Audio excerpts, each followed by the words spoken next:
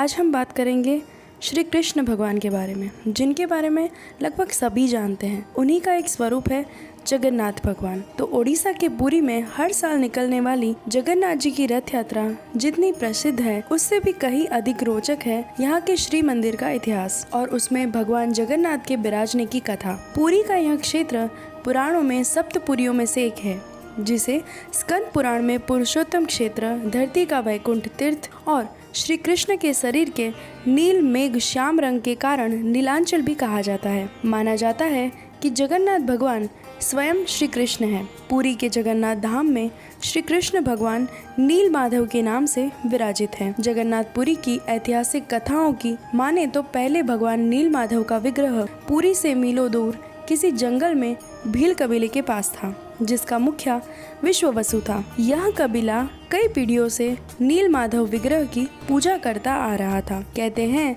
कि यह भील कबीला उसी जरा नाम के बहेलिये का वंशज था, जिसने श्री कृष्ण के पैर में तीर मारा था और इसके बाद श्री कृष्ण गोलोक धाम को चले गए थे। धरती पर मौजूद इनके पार्थिव शरीर का अंतिम संस्कार अर्जुन ने श्री कृष्ण के एकमात्र जीवित बचे पोते वज्रनाभ से करवाया था और फिर द्वारका की सभी स्त्रियों को लेके वे हस्तिनापुर लौट आए। उधर श्री कृष्ण का सारा शरीर तो जल गया, लेकिन हृदय बचा रह गया। जरा बहेलिया उसी हृदय को ले आया और कृष्ण मानकर उसे विग्रह स्वरूप में स्थापित कर उसकी पूजा करने लगा। इस पूजा को वह अपने पाप का प्रायश्चित समझता था, जो उससे अनजाने में हुआ था। जरा के वंशज इसी विग्रह की पूजा करते आ रहे थे। जरा के वंशज विश्ववसु काफी चाव से एक गुप्त गुफा में नील माधव की सेवा पूजा करने लग गए। उसी समय उड़ीसा के पुरी में एक राजा हुआ करते थे, जिनका नाम था इंद्रद्युमन। इंद्रद्युमन विष्णु भगवान के बहुत बड़े भक्त थे। वे हमेशा से ही प्रभु के दर्शन करना चाहते थे। तभी एक बार उनके महल में एक ऋषि आए, जिन्होंने उन्हें नील माधव के बारे में बताया और कहा कि नील माधव की पूजा उड़ीसा के ही किसी गांव में गुप्त रूप से होती है। ये सुनते ही राजा ने महल के मुख्य पुजारी के बड़े भाई विद्यापति को आदेश दिया कि जाओ नील माधव की खोज करके लाओ। विद्यापति उसी समय नील माधव की खोज में निकल पड़े। बड़ी लंबी यात्रा के बाद जब विद्यापति उड़ीसा पहुंचे, तब कुछ गुप्तचरों के माध्यम से उन्हें पता चला कि वहाँ के मुखिया विश्ववसु एक गुप्त गुफा में नील माधव की पूजा करते हैं। विद्यापति विश्ववसु से मिले और अपनी नील माधव के दर्शन की इच्छा को व्यक्त किया, किंतु विश्ववसु ने ऐसा करने से साफ मना कर दिया। फिर विद्यापति ने सोचा कि अगर ऐसे ही लौट गया तो राजा को बहुत दुख होगा। वो उसी कबीले में रहने लग गए, जहाँ उन्हें विश्ववसु की पुत्री ललिता से प्यार हो गया। उन्होंने ललिता से विवाह कर लिया। विवाह के बाद विद्यापति ने अपने पत्नी से नील माधव के दर्शन की इच्छा को व्यक्त किया। ललिता ने अपने पिता से यह बात की। विश्ववसु अपनी पुत्री की बात को टाल न सके, लेकिन उन्होंने ये शर्त रखी कि विद्यापति को आंखों पे पट्टी बांध के जाना होगा। विद्यापति तुरंत ही मान गए, लेकिन चालाकी से उन्होंने अपने हाथों में कुछ सरसों के दाने ले लिए, जिसे गिराते हुए वो गुफा की ओर चल पड़े। उन्होंने प्रभु के दिव्य दर्शन किए और फिर उसी रास्ते राजा को लेकर दर्शन करवाने गए। किंतु जब राजा वहां पहुंचे तो नील माधव वहां से अंतर्ध्यान हो चुके थे। राजा बहुत दुखी होकर अपने राज्य वापस लौट आए। उसी रात स्वप्न में विष्णु भगवान राजा को दर्शन दिए और कहा कि कल प्रातः काल आपको पुरी के समंदर किनारे एक लकड़ी का कूंदा मिलेगा। दूसरी सुबह राजन सेना को लेकर समंदर किनारे पहुंचे, जहां उन्हें स्वप्न की तरह ही वो लकड़ी का कूंदा मिला। जब राजा लकड़ी के कूंदे को उठवाकर महल ले आए, तो इसके बाद प्रतिमा निर्माण के लिए देश भर से कुशल कारीगर बुलाए गए, लेकिन कोई भी प्रतिमा निर्माण की प्रतिभा नहीं दिखा सका। कुछ ने कहा कि यह कूंदा बहुत मोटा है, इससे आकार में उभार नहीं आएगा। कुछ ने कहा कि वह सिर्फ पत्थर की ही कलाकारी जानते हैं, कास्ट की बारीकियां नहीं। कुछ ने कोशिश भी की, लेकिन उनकी हथौड़ियां इस कूंदे पर जरा भी नहीं चल पाई। राज परिवार में एक बार फिर सन्नाटा छा गया। प्रतिमाएं कैसे बने, ये बड़ा सवाल था। इसी सोच विचार और परीक्षण में कुछ दिन बीत गए। एक दिन सूर्यास्त से ठीक पहले एक वृद्ध राज दरबार में पहुंचे। झुकी कमर, हाथ में लाठी, चेहरे पर जूरियां, सफ़ेद दाढ़ी और कंधे पर एक झोला गठरी, जिसमें से आरी बाहर झांक रही थी।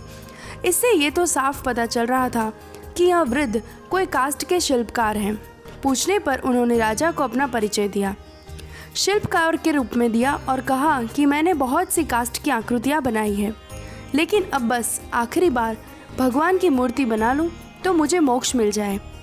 उन्होंने राजा से जगन्नाथ जी की प्रतिमा बनाने की इच्छा जाहिर की।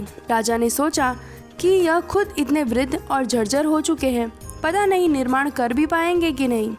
इसलिए राजा ने टालने की गरज से कह दिया कि ठीक है, आप प्रतिमा बनाना चाहते हैं तो पहले आपको परीक्षा देनी होगी। आँख पर पट्टी बांध लीजिए और खुद वहाँ चल के जाइए जहाँ प्रतिमा निर्माण के लिए कास्ट रखे हुए हैं। बूढ़े शिल्पी ने यह बात मान ली और पट्टी बांधकर उसी कमरे की ओर चल दिए जहाँ लकड़ी का वह कूंदा रखा हुआ था। चौखट पर रुककर वृद्ध शिल्पी ने कहा कि यह वही कक्ष है, इसमें रखा है लकड़ी का कूंदा। राजा और विद्यापति सोच में पड़ गए। विद्यापति ने पूछा कि आप सही जगह पहुँचे हैं, लेकिन आपने कैसे जाना? तब शिल्पी ने कहा कि समंदर में भीगी हुई लकड़ी की अलग ही महक होती है, जो आपके लकड़ी के दरवाज़ों खिड़कियों किसी में से भी नहीं आ रही। राजा उनकी इस बौद्धिक क्षमता का कायल हो गए। लेकिन अब की बार विश्ववसु ने पूछा कि कूंदे से कितनी प्रतिमाएं बनाएंगे? तब शिल्पी ने कहा कि इस कूंदे से 4 प्रतिमाएं बनेंगी। एक तो जगन्नाथ जी की, नाम के अनुसार ही वे नीले काले बादलों के रंग के होंगे। दूसरी प्रतिमा सुभद्रा जी की, जो कि हल्दी चंदन की तरह पीले रंग की होगी। और तीसरी प्रतिमा बलभद्र जी की, जो न्याय की तरह शुद्ध सफ़ेद होंगे। इसके अलावा चौथा सुदर्शन चक्र, जो कि प्रभु का अस्त्र है, उनकी शोभा और काल चक्र का प्रतीक भी माना जाता है। यह सुनकर राजा बहुत खुश हुए और उन्होंने इस शिल्पी को प्रतिमाएं बनाने की आज्ञा दी। प्रतिमा की आज्ञा मिलते ही अब शिल्पी ने अपनी भी शर्तें बताईं। उन्होंने कहा कि मैं आज बल्कि अभी से प्रतिमा निर्माण शुरू करूंगा और ये प्रतिमाएं मैं 21 दिन में बना लूँगा। मेरी शर्त यह है कि इस 21 दिन की अवधि के दौरान निर्माण कक्ष पूरी तरह से बंद रहेगा, कोई भी ज़रा भी विघ्न नहीं डालेगा। अगर किसी ने निर्माण के बीच इस कक्ष को खोल दिया तो मैं यहीं से चला जाऊंगा।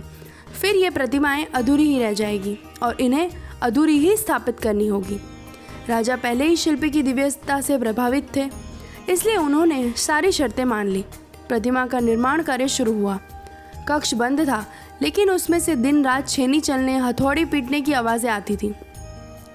वृद्ध शिल्पी बिना कुछ खाए पिए लगातार काम कर रहे थे। इधर रानी उस वृद्ध के लिए सोच सोचकर परेशान होती थी कि यह इतने बुजुर्ग हैं, 10 दिन से कुछ नहीं खाया, कहीं उन्हें कुछ हो न जाए। उनका मन शंकाओं से घिरा रहता था, लेकिन फिर वह खुद को किसी तरह रोक लेती थी। इसी तरह 15 दिन बीत गए। एक रात अचानक आवाज़ आनी ही बंद हो गई। रानी चिंतित हुई। उन्होंने अगले दिन इंतज़ार किया, राजा से भी चिंता जताई तो राजा ने कहा कि अभी 16वां दिन ही बीता है। मैं शिल्पी को 21 दिन का वचन दे चुका हूँ, इसलिए तब तक तो इंतज़ार करना ही होगा। रानी उस समय तो मान गई, लेकिन जब अगले दिन भी कक्ष से कोई आवाज़ नहीं आई तो उनसे रहा न गया और रानी ने किवाड़ खोल दिए। अब जब उन्होंने अंदर देखा तो वहाँ कोई नहीं था। थी तो सिर्फ जगन्नाथ, सुभद्रा और बलभद्र की अधूरी मूर्तियाँ। इस अधूरीपन को दिव्यता रानी उसे देखकर चकित हो गई।